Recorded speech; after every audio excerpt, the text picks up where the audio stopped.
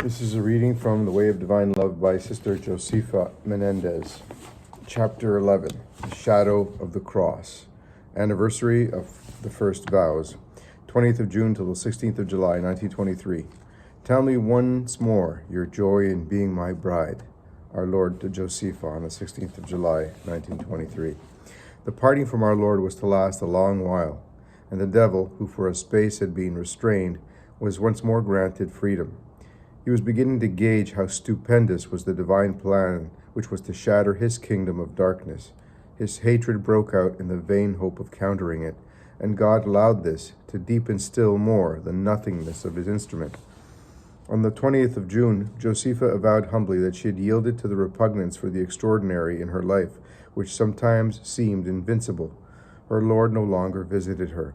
His absence reawakened in her soul the clear realization that she could not now withdraw herself from his divine will, to which she so completely surrendered herself. In spite of these momentary weaknesses which she so sincerely deplored, she took back nothing of her surrender. Her master knew this well, and though he allowed her to be tempted by her enemy, he nevertheless defended and hid her in the very depths of his heart. But the knowledge of this, and so the consolation, was hidden from her. And while the fiend, as of old, haunted her path, she struggled and fought in utter desolation.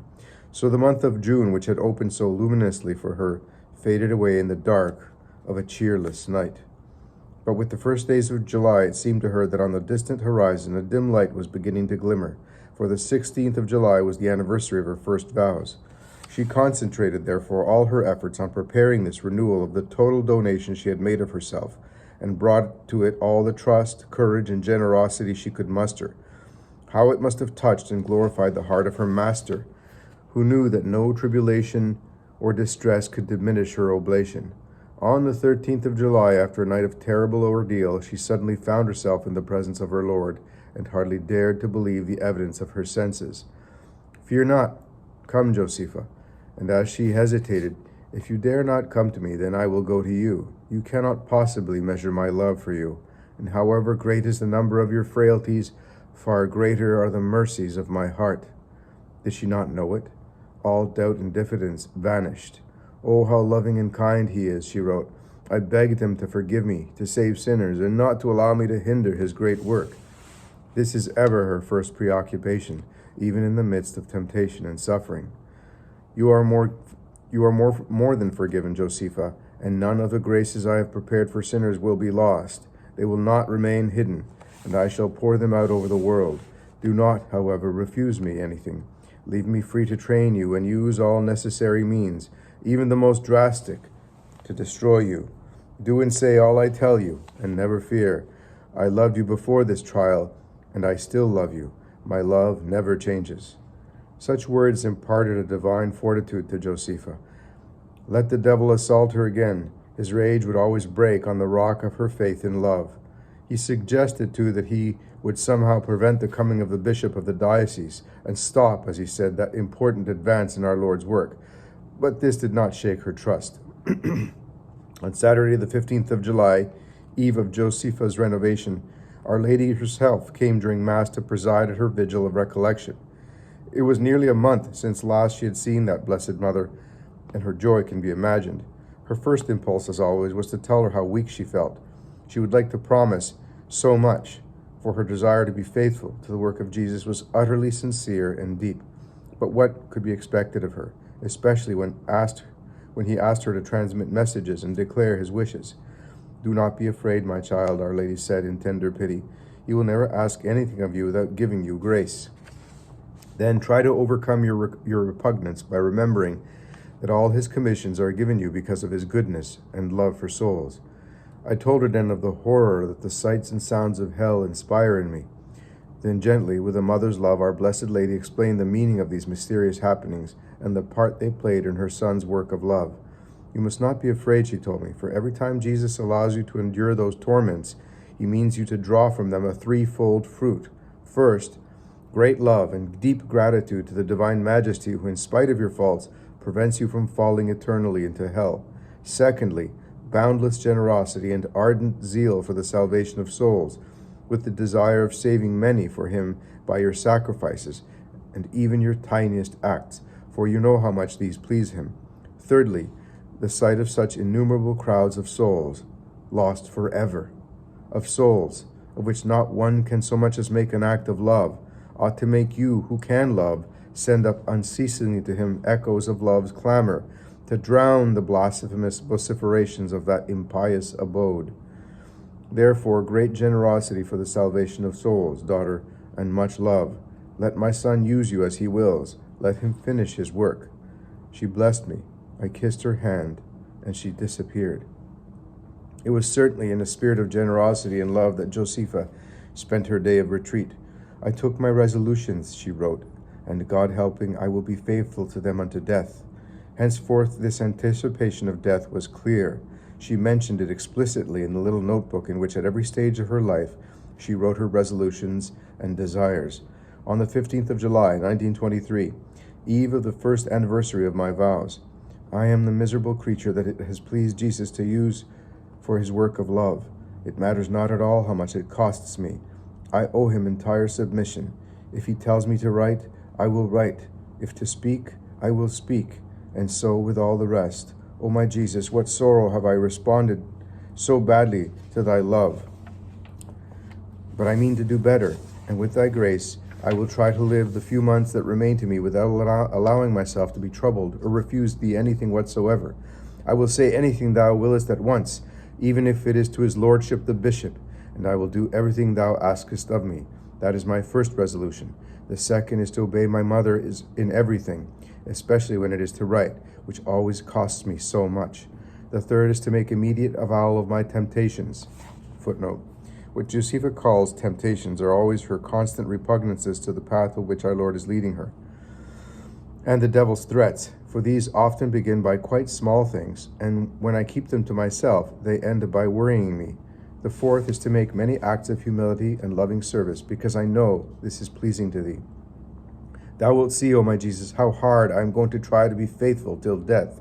4 or 5 months will soon pass, and I hope thou wilt take me to heaven for Christmas, or at least for the Epiphany. Footnote. For the last few months our Lord continued secretly to make clearer to Josefa the time of her approaching death.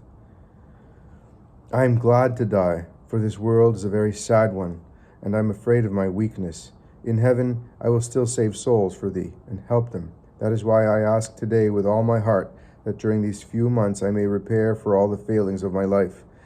And as I am so little, and thou art my beloved, I take thy heart and thy merits and plunge everything I do in them, so that they may acquire a value so great, while repairing my own sins, they may likewise save many souls. Adieu, my Jesus. Ask whatever thou wilt of me, and hide me in thy heart until thou takest me to heaven. Do not forget my littleness, and please never forsake me who am your helpless little bride, Josefa. Saturday, the 16th of July, dawned on her humble and fervent hopes. I repeated the formula of my vows before communion, just as I did a year ago, she wrote, with the firm determination of being faithful until death. A moment afterwards, Jesus stood by me and showing me his burning heart. Josefa, he said, and I have never ceased being faithful to you, have I? Have no fear about your wretchedness and misery, your carelessness, or even your faults. I myself will supply for all. My heart is the repairer par excellence. How then could it not be so for you? Then Josefa repeated to him her loving promises and begged him, in spite of her weakness, to complete his great work for the salvation of the world. Even if I did not do so for love of you, Josefa, I would do it for souls, for I love them. Nothing, indeed, is wanting to my heavenly beatitude, which is infinite, but I yearn for souls. I thirst for them and want to save them. Long ago, Jesus had endowed Josefa with something of his own love for souls, but every day it seemed to grow stronger. I asked him that there might be many saints among his consecrated souls, and in the world as well. Many souls to console and glorify him. How I wish that I were better, so as to obtain his grace. Do not worry, Josefa, about what you can and what you cannot do. You know very well that you can do nothing. But I am he who can and will do all. Yes, I will do all, even what seems to you impossible. Only let me make use of you to transmit my words and hopes to souls. I will see to the rest, and supply for all that you lack or cannot do. I ask you only for your liberty. Then, bending towards her, tell me once again your joy in being my bride. How could she express her happiness? She could find no adequate words. Our Lord continued, Still, all that is nothing. You have not yet tasted true happiness, but you shall do so soon, and then you will possess it without fear of ever losing it. Meanwhile, let us go on with our secrets. The prospect of the bishop's visit remained, in spite of all a grave anxiety for Josefa. She entreated her master to help her and to explain exactly what she had to say, for she could not overcome her fear. I will tell you all that you have to do, our Lord answered patiently. Do not be frightened. I will tell you all and help you in it all. Let me work. Then she wrote, I told him of the resolutions I had taken yesterday in my monthly retreat. He listened attentively and had a little comment to make on each. Then he added, I bless these resolutions, Josefa, and if at times you are too weak to carry them out, come to me. Tell me what troubles you and what you fear, and I will give you strength. I will give you peace. Go now, remain in my love, and abandon yourself to my will. Thus ended a radiant day for Josefa in the peace and joy of belonging wholly to him. I am so happy, she wrote. I have now but one desire, to refuse nothing to him during the few remaining months of my life, but I never cease entreating him for his strength and his love, for I am afraid of myself. Yet another grace awaited Josefa that evening. She wrote, I had gone at about 7 o'clock to the oratory of our Holy Mother, when suddenly I saw her there, simple and humble as ever. I had hardly time to renew my vows when she said to me, So, my child, it is already a year since you made them. Josefa, whose trust in this best of mothers was unbounded, poured out her joy at belonging to our Lord forever, but also told her of her sorrow for what she termed her ingratitude. But, my child, surely you know that his heart is a blazing furnace, and its fire exists only to consume our miseries. As soon as you have owned them to Jesus, he remembers them no more. And if in exchange he has already granted you so many graces, he is prepared to grant you others greater still. His heart is an inexhaustible fountain. The more he gives, the more he desires to give. The more he forgives, the more he wants to pardon. As Josefa told her of her promises of fidelity until death which she knew was near, our Holy Mother encouraged her. Believe me, child, Jesus has forgiven and forgotten all your failings and all your strivings against his will, but he never forgets your good resolutions, and he takes pleasure in them. His heart is an abyss of mercy, and it will never fail you. It is too an abyss of riches which will never diminish, however largely distributed. Love him as much as you can. He cares for nothing else. Acknowledge your littleness and be submissive and ready to surrender to his will in all things. Let him rest in you, and do you rest in him. When you receive his graces, when you repose in him, when he tries you in one way or another, then he reposes in you. Thank him with your whole heart for the singular favor he has done you in choosing you to be the bride of his heart. And while you recognize how unworthy you are to belong to him, love the society of his heart, which is so particularly his own choice. Adieu. Be generous. Be humble. Do not forget your nothingness. Only mercy like his could so love you in spite of it. But trust him always. And as you of yourself can do nothing, let yourself be guided, and live full of gratitude, peace, and love. Adieu, my child. She gave me her blessing. I kissed her hand, and she was gone. Would our Blessed Lady allow the anniversary to pass by unnoticed? Josefa's hopes ran high, but it was already night, and the last bell had rung. Alone in her cell, as she knelt before the statue of her Immaculate Mother, into whose virginal hands she committed the keeping of her soul, suddenly she was surrounded with a luminous radiance. It was Mary herself who appeared to her child. I am always with you, she said, and in response to the prayer Josefa had just made, yes, daughter, you will be faithful to the end, if you never rely on yourself, but only on Jesus. He will be your strength and will help you, and so shall I. Josefa never could keep any of her most secret thoughts from this incomparable mother, and she poured out her heart to her, entreating her not to abandon her in the face of the devil's wiles and the long and terrible trials of hell, the very remembrance of which filled her with apprehension and anxiety. Do not forget what your Holy Mother Foundress said to you, answered Our Lady. When you suffer, it is Jesus who reposes in you, so what is there to fear? Abandon yourself to his will. You cannot imagine now what your joy will be for all eternity in heaven, when you see the many souls saved by your little acts and sacrifices. Life is of no account, and yours will pass like a flash. Use every moment of it to merit by giving your heavenly bridegroom the glory of complete surrender to his good pleasure. Live in his peace and love, and above all, leave him free to use you.